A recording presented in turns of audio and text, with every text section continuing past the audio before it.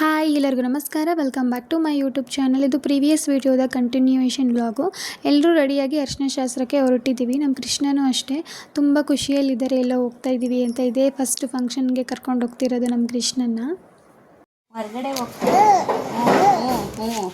ಹೊರಗಡೆ ಹೋಗ್ತಾ ಇದ್ದೀವಿ. ನಿರ್ಮಾಣ ಮಾತಾಡ್ತಾ ಇದ್ದೀವಿ. ಅಲ್ಲಿಗೆ ಹೋಗಿದ ತಕ್ಷಣ ಬಳೆ ತೊಡಿಸ್ಕೊಂಡೆ. ಶಾಸ್ತ್ರದ ಬಳೆ ಬರುತ್ತಲ್ಲ, ಅದು ಒಂಥರ ಚೆನ್ನಾಗಿರುತ್ತೆ. ಅವ್ರ ಹತ್ರ ಬಳೆ ತೊಡಿಸ್ಕೊಳ್ಳೋಕ್ಕೆ ತುಂಬ ಖುಷಿ ಆಯಿತು.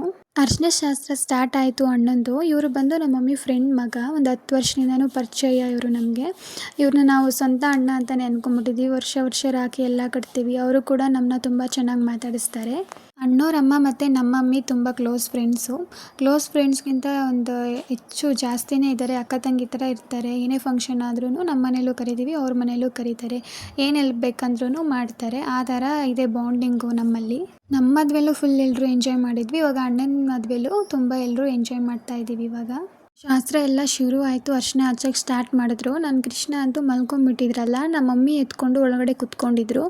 ಆಗ ಹೆಣ್ಮಕ್ಳೆಲ್ಲ ಬಂದು ಮಾತಾಡಿಸ್ತಾಯಿದ್ರು ನನ್ನ ಕೃಷ್ಣನ್ನ. ಅದು ಕ್ಯೂಟಾಗಿ ಮಲ್ಕೊಂಡ್ಬಿಟ್ಟಿತ್ತು.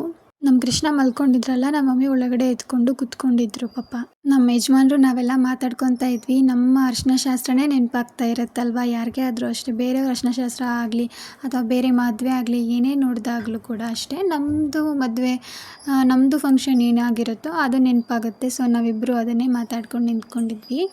ಅಷ್ಟರಲ್ಲಿ ನಮ್ಮ ಕೃಷ್ಣ ಎದ್ಬಿಟ್ಟು ಆ ಕಡೆ ಈ ಕಡೆ ಎಲ್ಲ ನೋಡಿಕೊಂಡು ಫುಲ್ಲು ಖುಷಿಯಾಗ್ಬಿಟ್ಟಿತ್ತು. ಆಟ ಆಡ್ತಾಯಿತ್ತು. ನಮ್ಮ ಕೃಷ್ಣ ಫಸ್ಟ್ ಟೈಮ್ ಫಂಕ್ಷನಿಗೆ ಬಂದಿದೆ, ಅದಕ್ಕೆ ಫುಲ್ಲು ಖುಷಿಯಾಗ್ಬಿಟ್ಟಿದ್ದೆ. ಈಗ ನಮ್ಮ ಮಮ್ಮಿ ಶಾಸ್ತ್ರ ಮಾಡ್ತಾಯಿದ್ದಾರೆ. ನೆಕ್ಸ್ಟು ನಾನು ಹೋಗಬೇಕು. ಅದಕ್ಕೆ ನೋಡ್ಕೋತಾ ಇದ್ದೆ ಏನೇನು ಮಾಡಬೇಕು ಅಂತ. ನನ್ನ ಮದುವೆ ಆದಮೇಲೆ ಈ ಸತಿನೇ ಅನಿಸುತ್ತೆ ಫಸ್ಟು ನಾನು ಶಾಸ್ತ್ರ ಮಾಡೋಕ್ಕೆ ಹೋಗ್ತಾ ಇರೋದು. ಅದಕ್ಕೆ ನೋಡ್ತಾ ಇದ್ದೆ ಏನೇನು ಮಾಡಬೇಕು ಅಂತ. ನೆಕ್ಸ್ಟು ನಾನು ಹೋಗ್ತೀನಿ. ಸ್ವಲ್ಪ ಭಯ ಆಗ್ತಾಯಿತ್ತು ಮಾಡೋದಕ್ಕೆ. ಏನಕ್ಕಂತ ನನಗೂ ಗೊತ್ತಿಲ್ಲ, ಯಾಕಂದರೆ ಫಸ್ಟ್ ಟೈಮ್ ಅಲ್ವಾ, ಅದಕ್ಕೆ ಅನಿಸುತ್ತೆ. ನನಗಂತೂ ನಮ್ಮ ಮದುವೆ ಅರಿಶಿನ ಶಾಸ್ತ್ರನೇ ನೆನಪಾಗ್ತಿತ್ತು. ಅದೆಲ್ಲ ನೋಡ್ತಾ ಇದ್ದರೆ ಫುಲ್ಲು ಕಲರ್ಫುಲ್ಲಾಗಿತ್ತಲ್ಲ, ಅದಕ್ಕೆ ಫಸ್ಟು ಕಳಸಕ್ಕೆ ಅರಿಶಿನ ಕುಂಕುಮ ಇಟ್ಬಿಟ್ಟು, ಆಮೇಲೆ ಹಣೆಗೆ ಕುಂಕುಮ ಇಟ್ಟು ಅರಿಶಿನ ಹಚ್ಬಿಟ್ಟು ಬಂದೆ. ನನಗಂತೂ ತುಂಬ ಖುಷಿಯಾಯಿತು ಫಸ್ಟ್ ಟೈಮ್ ಮಾಡಿದೆ ಅಂತ.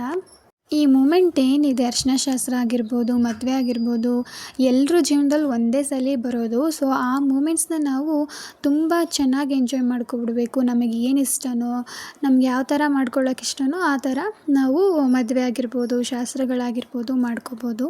ಮತ್ತು ಇನ್ನೊಂದೇನೆಂದರೆ, ಸ್ವಲ್ಪ ಜನ ಸಿಂಪಲ್ಲಾಗಿ ದೇವಸ್ಥಾನಗಳಲ್ಲಿ ಮದುವೆ ಆಗಿರ್ತಾರಲ್ಲ, ಅವರು ಈ ಥರ ಶಾಸ್ತ್ರಗಳನ್ನೆಲ್ಲ ನೋಡಿದಾಗ ಒಂಥರ ಬೇಜಾರಾಗುತ್ತೆ ಅನಿಸುತ್ತೆ ನನ್ನ ಪ್ರಕಾರ. ನಾನು ಈ ಥರ ಮಾಡಿಸ್ಕೋಬೇಕಿತ್ತು ಅಂತ ಅವ್ರಿಗೆ ಒಂದಲ್ಲ ಒಂದಿನ ಕಾಡುತ್ತೆ. ಸೊ ಒಬ್ಬೊಬ್ರಿಗೆ ಒಂದೊಂದು ಥರ ಆಸೆ ಇರುತ್ತೆ. ಅದಕ್ಕೇನು ಮಾಡೋಕ್ಕಾಗಲ್ಲ. ನನಗಂತೂ ಚೆನ್ನಾಗಾಗಬೇಕು ಅಂತ ಆಸೆ ಇತ್ತು, ಹಂಗೆ ಆಯಿತು. ಫುಲ್ಲು ಲಾಸ್ಟಲ್ಲಂತೂ ತುಂಬ ಚೆನ್ನಾಗಿರುತ್ತೆ. ನೀರೆಲ್ಲ ಎರಚ್ತಾರಲ್ವ, ಆವಾಗ ನಮ್ಮದು ಅರಿಶಿನ ಶಾಸ್ತ್ರದಲ್ಲಂತೂ ಫುಲ್ಲು ನೀರೆಲ್ಲ ಎರಚಾಕ್ಬಿಟ್ಟಿದ್ರು.